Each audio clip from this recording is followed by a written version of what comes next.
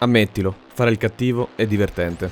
I cattivi hanno le armi più forti, le armature più fighe e nessuna di quelle pallosissime regole. Nei videogiochi incontri spesso nemici potentissimi che se ne fregano di cosa è giusto e a volte vorresti solo metterti nei loro panni, sfoderare la tua arma esagerata e massacrare tutti. Solo che i videogiochi spesso fanno fatica a rappresentare concetti complessi come il bene e il male. E onestamente abbiamo le tasche piene di sistemi di karma fallati che sembrano aggiunti all'ultimo per gonfiare la rigiocabilità. In questo video parliamo dei migliori giochi che ti fanno fare il cattivo e scommetto che almeno uno non lo conoscevi.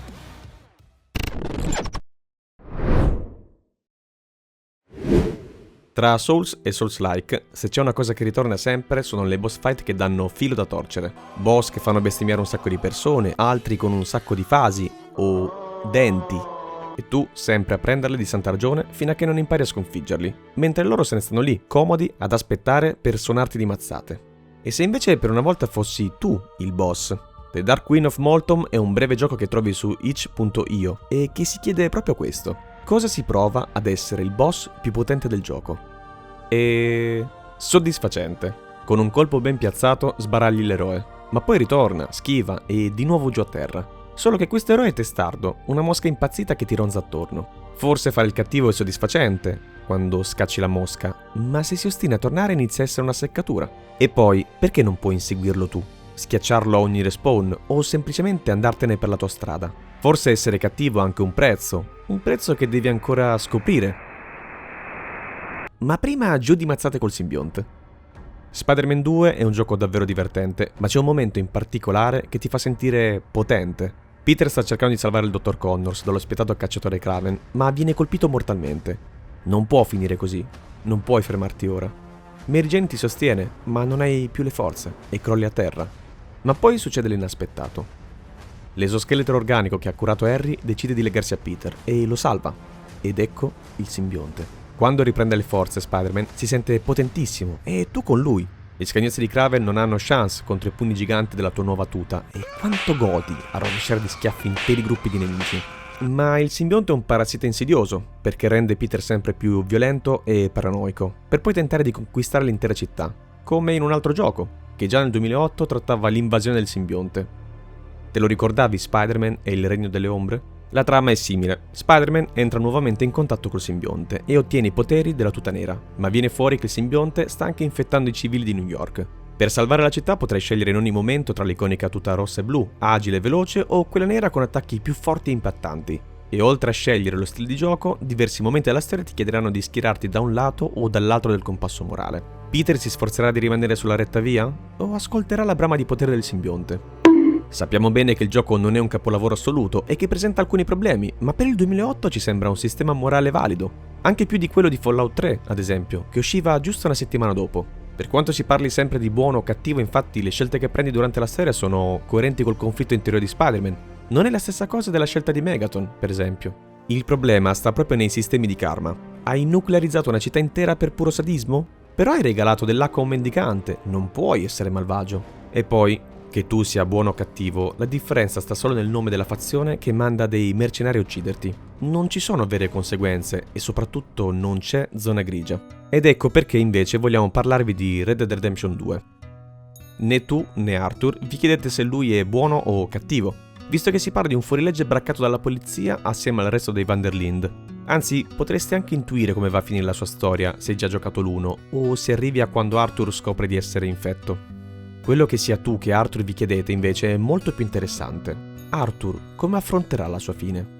Da uomo arrabbiato, che soffre e spezza vite, o da uomo retto, che accetta il passato e cerca di fare ammenda? Fare il cattivo in Red Dead Redemption 2 non è facile se ti medesimi nelle sofferenze di Arthur. Ma se decidi di privarti dell'onore e dai ascolto alla sua rabbia, scoprirai un Arthur tanto sincero quanto quello che confida a sorella Calderon quanta paura ha di morire. Un guerriero, un assassino, un folle. Forse è tutto ciò che sei, ma fino a quando non sarà la tua ora vivrai in modo tuo e non ti piegherai di fronte a nessuno. Non ti toglieranno anche questo, né i Pinkerton né chiunque altro, non finché avrai fiato in corpo. Anche se prima o poi quel giorno arriverà e dovrai rendere conto delle tue azioni, non ai tuoi compagni, non alla legge, ma al giudice più severo, te stesso. E poi la sua fine è molto più violenta se Arthur è senza onore. Non è la tubercolosi a portarselo via, non è il caldo abbraccio di un'ultima nuova alba. È Micah, il traditore, che ha la meglio su di lui e gli pianta un coltello nel petto. Non torna a essere un tutt'uno con la natura. Muore più solo che mai. Micah, a questo punto, non è più umano, è odio puro, e Arthur non è poi così diverso. È solo più debole, patetico. Non è abbastanza cattivo per vincere la morte. Per quello dobbiamo arrivare a Chara. Undertale è l'ultimo gioco di cui parliamo oggi e senza dubbio quello che ti permette di essere più cattivo.